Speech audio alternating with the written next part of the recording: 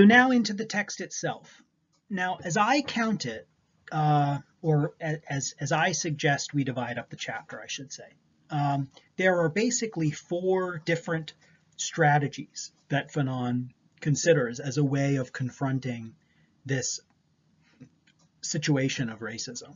So one is the first attempt is an innocent attempt to join and to participate in common projects. So he himself describes this as follows. On the first page of the chapter, he writes, "I came into this world anxious to uncover the meaning of things, my soul desirous to be at the origin of the world. And here I am, an object among other objects." Now, at this point, it's unclear whether Fanon is just describing the frustration that every consciousness feels when it realizes that it's not inherently absolute, or it's not absolute from the perspective of some other consciousness. But in the next paragraph, he goes on, that is the experience that we have when we realize that even if we're the center of our own world, we're not necessarily the center of anybody else's world. So it could be that, but in the next paragraph, I think he clarifies by the way he describes this, that it's a particular kind of objectification that he's dealing with. So he writes, "Locked in this suffocating reification, I appealed to the other, capital O, so that his liberating gaze, sliding over my body, suddenly smoothed of rough edges, would give me back the lightness of being I thought I had lost, and taking me out of the world, put me back in the world.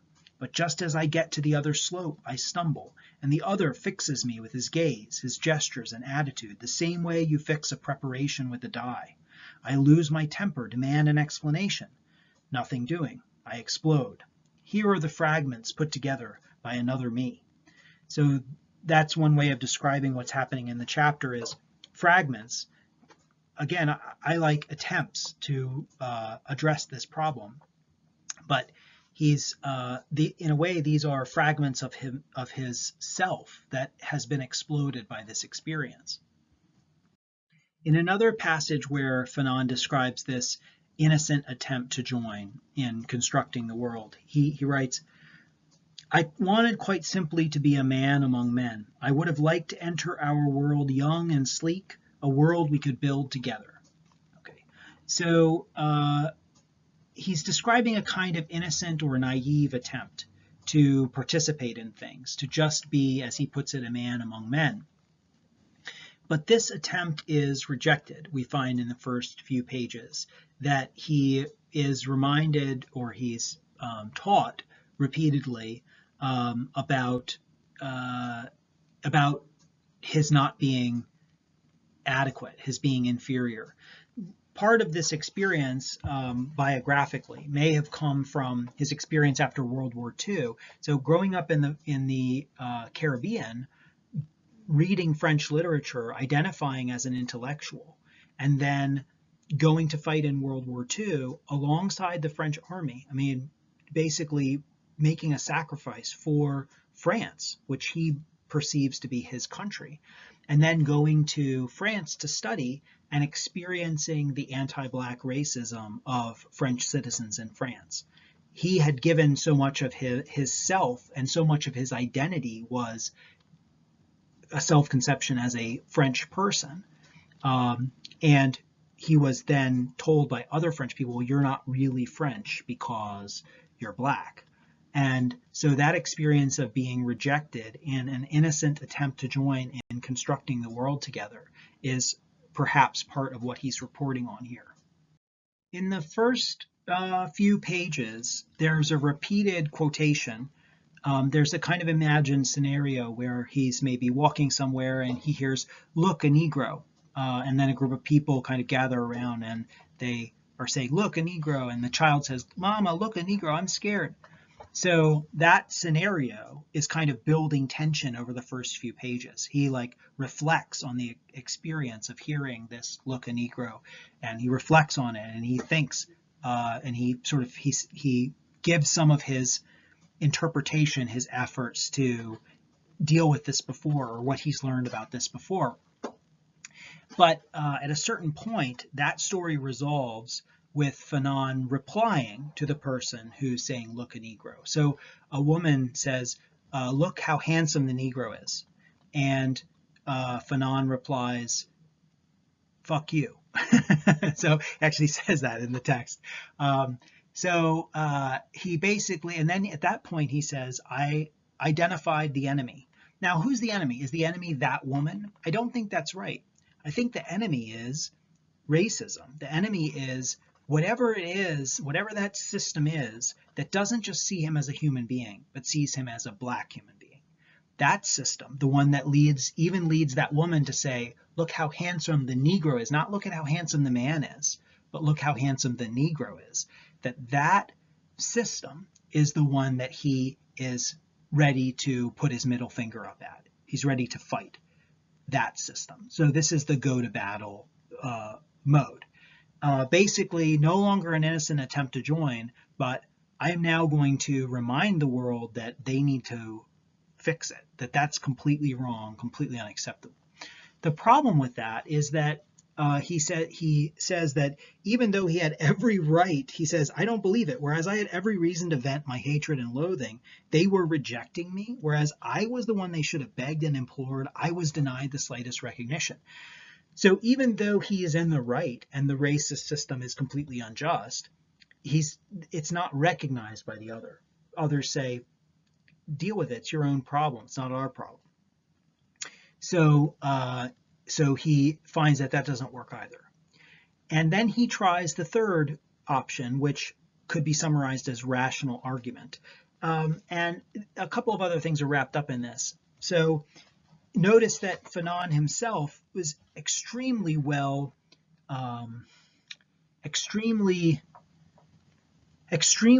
trained in the official values of the particular white society in which he was raised, French society.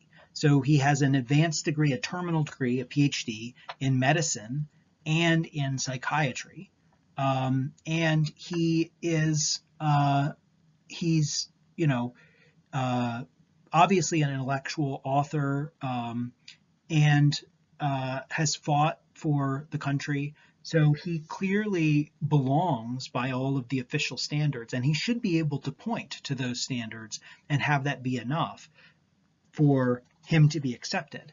But it doesn't work, and it doesn't work for some specific reasons. Even when he tries to appeal to, say, science, or he tries to quote French literature to show his mastery, or the quantum theory, as he puts it, science again, it doesn't work, and he's denied, he's rejected, he's treated as, even, whatever your science is, it can't be our science, is the response. So I'll just read you one paragraph here. This is from page 96 to 97, two paragraphs, excuse me. He writes, Negroes are savages, morons, and illiterates. He's reporting there on the perception. But I knew personally that in my case, these assertions were wrong. There was this myth of the Negro that had to be destroyed at all costs. We were no longer living in an age when people marveled at a black priest. We had doctors, teachers, and statesmen. Okay, but there was always something unusual about them. Quote, we have a Senegalese history teacher. He's very intelligent. Senegal is a country in Africa. He's very intelligent. Our physician's black. He's very gentle. Here was the Negro teacher, the Negro physician. As for me, I was becoming a nervous wreck, shaking at the slightest alert. I knew, for instance, that if the physician made one false move, it was over for him and for all those who came after him. What, in fact, could one expect from a Negro physician? So the point there is that even though there are black people in positions of authority, they're treated differently from non-black people. Not, I don't want to say always, but the experience, and Fanon is reporting on his experience at this time, that the black physician, as he puts it, is always one move away from disgrace. Going on just a little bit. As long as everything was going smoothly, he was praised to the heavens, but watch out, there was no room whatsoever for any mistake. Any mistake is going to be taken as evidence of a kind of deep flaw which will be associated with race. That's the concern. That's the way that racism is manifesting in this particular case that Fanon is diagnosing. The black physician will never know how close he is to being discredited. I repeat, I was walled in. Neither my refined manners, nor my literary knowledge, nor my understanding of the quantum theory could find favor. So here Fanon also points to the phenomenon of racist science, that is, science that apparently confirms racial prejudice. And the idea there is that it's such a, it's a mark of the traction of the idea that even if, 98% of biological science is just totally beyond any suggestion that there's a genetic correlate between race, a genetically based correlate between race and intelligence. It's just so far beneath the consideration of any serious biological hypothesis. It's so imprecise, it's preposterous. But there's still going to be some article published somewhere that suggests that there's a genetic-based correlate between what we call race, or what we identify as race, and intelligence. Like, for instance, the famous and infamous book, The Bell Curve, which suggested that. So Fanon's idea, which I'll just read this one paragraph in a moment, but I think the implication here is, or the suggestion here is, this is just an echo of the same thing. It's just the same rejection. It's the same racist system. It's not like science is leading the way with this research.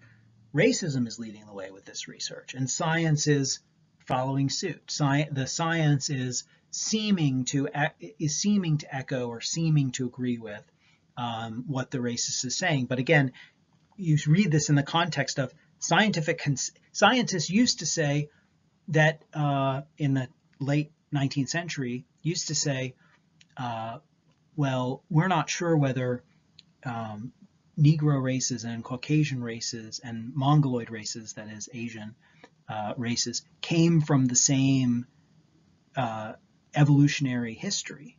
There was a thesis of what's now called polygenism, or was then called polygenism, that there were multiple origins for human beings because they're so different from one another that they can't have come from the same lineage. There was thought that these weren't even members of the same species.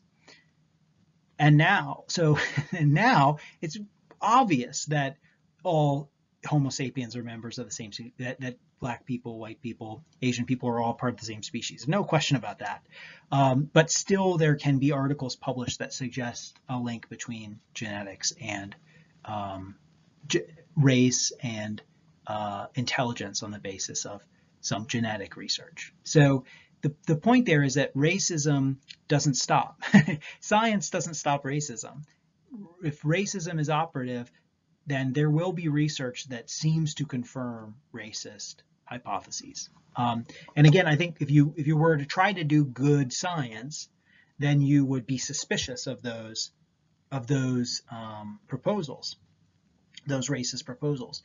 But science is a very large umbrella, and it's large enough to include racist science. And so it's just another note or identification of where the racist dynamics are working. It's not like they're antithetical to science or they can't possibly be a part of science. No, if racism is operative in a culture, then there will be racist science as well. And then there's also a racial gatekeeping issue. So Fanon tells the story about someone in the train who smells of cheap wine, who says, "May the French values live on forever, and may we defend them against the foreigners wherever they are," and looks at Fanon with a nasty gaze. And so the kind of implication is, you're not one of us.